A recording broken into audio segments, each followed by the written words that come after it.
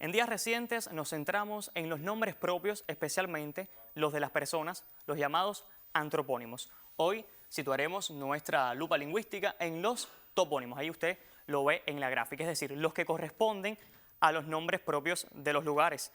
Es frecuente que a los hablantes les surjan dudas cuando tienen la necesidad de nombrar lugares nuevos o ausentes del repertorio toponímico tradicional. Estas se las plantean sobre todo cuando ocurren cambios de denominación impuestos por nuevas realidades geopolíticas o son producto de reclamos de gobiernos locales. Basándonos en lo que establece el Diccionario Panhispánico de Dudas de las Academias de la Lengua sobre los topónimos, veremos hoy 3 ejemplos. Vamos a poner aquí ahora en la gráfica el primero de ellos. Es que existen topónimos con forma tradicional plenamente vigente en español. Estos nombres aparecen con cierta frecuencia en los medios de comunicación con grafías propias de otras lenguas. En nuestro idioma se prefiere la forma española a no ser que haya caído en desuso o se haya producido un cambio de denominación. Por este motivo, usted coincidirá conmigo en que es mejor decir Milán que Milano o Nueva York en lugar de New York.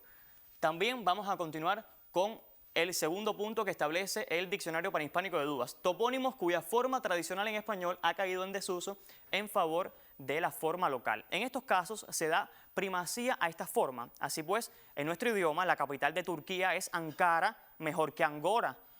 Y se desecha entonces Angora, para nada. De hecho, sigue presente en denominaciones de diversas especies de animales como gato, cabra o conejo de Angora. Esto usted seguramente lo recordará. Y muy relacionado con lo anterior, también están estos topónimos con cambio de denominación oficial en favor de la forma local, pero que cuentan con una forma tradicional española plenamente vigente. En estos casos, usted lo imaginará, se prefiere la forma española. Este punto quizás sea el más polémico porque muchas veces por corrección política, que no lingüística, se le da preferencia a la forma vernácula, es decir, a la forma local a despecho de que en Cuba, y perdonen la perogrullada, hablamos español y no turco, ni suazi, ni mucho menos transliteramos en pidgin, por ejemplo. Así que el Diccionario Panhispánico de Dudas de las Academias de la Lengua indica que solo en aquellos casos en que se ha producido un verdadero cambio de nombre y no una mera reivindicación de las formas locales de este, se recomienda la nueva denominación que debe sustituir a la anterior. Vamos a verlo con 2 ejemplos que les traigo aquí en la gráfica. Ahí usted lo ve en pantalla. 2 muy fáciles, Alto Volta y Ceilán. A ver, ¿cuáles son estos países? ¿Usted los recuerda? En efecto, ahí también un poco la gráfica lo ayuda. Así se llamaban antes los estados que hoy conocemos como Burkina Faso y Sri Lanka, formas que debemos usar en español. Pero, ¿qué ocurrió con el topónimo Turquía? Es probable que en las noticias usted haya leído que ese país euroasiático cambió de nombre. Pero ¿fue este realmente un verdadero cambio de nombre o se trata de la reivindicación de la forma local? Si en la página de la Organización de las Naciones Unidas usted la consulta, tendrá en cuenta que el topónimo Turquie, que se debe pronunciar así como escuchó, Turquie, encontrará lo siguiente, ahí lo vemos en la gráfica. La República de Turquía ha cambiado su nombre oficial, antiguamente República de Turquía, el 26 de mayo de 2022 en una solicitud del Ministerio de Asuntos Exteriores turco enviada al secretario general. Sin embargo, recordemos que dicho país ya antes se llamaba así, Turquía. En español lo normal era y sigue siendo emplear la forma tradicional Turquía, mientras que en inglés se usaba, por ejemplo, Turkey, que escrito en minúscula coincidía con el nombre del animal que conocemos como pavo, coincidencia que para algunos dicen resultaba ofensiva. Por suerte, creo yo, a nadie le molesta que Cuba, escrito con minúscula, coincida con el nombre de un recipiente para contener líquidos, pero mejor déjame no dar ninguna idea al respecto. Volvamos al tema de Turquía.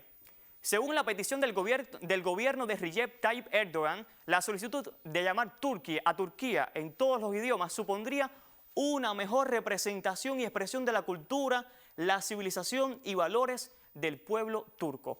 Pero ¿se imaginan que ahora en lugar de decir Londres, digamos London, como ocurre en inglés? ¿O se imaginan que cambiemos la forma tradicional del país cuya capital es Nueva Delhi, o sea, la India, por la grafía cooficial Bharat, o sea, la grafía en hindi? Esto es un rumor que a raíz de la cumbre del G20 celebrada en esa nación, el gobierno de Narendra Modi parece promover. Amén de esto, en español lo recomendable es usar la forma tradicional siempre que ésta se mantenga vigente.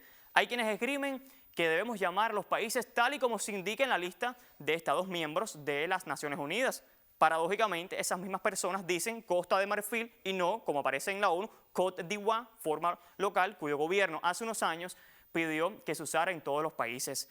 También son los mismos que dicen Tanzania, como es usual en español, y no Tanzania, según aparece en el listado de la ONU. Y como dirían coloquialmente en los chats de las redes sociales, en fin, la hipocresía. Y termino con una puntualización que no está de más hacerla y usted escúchela muy bien. En el ámbito de las relaciones internacionales, escúchelo bien, relaciones internacionales, puede que convenga seguir la lista de la ONU, pero en los textos generales, en la lengua común y en los medios de comunicación no hay razón para abandonar el nombre que tradicionalmente hemos usado en español para denominar un país. ¿Y usted qué cree sobre este tema? Déjenos saber sus comentarios en nuestro canal de Telegram. Les recuerdo que el usuario es @buenidioma. Tenga una excelente jornada.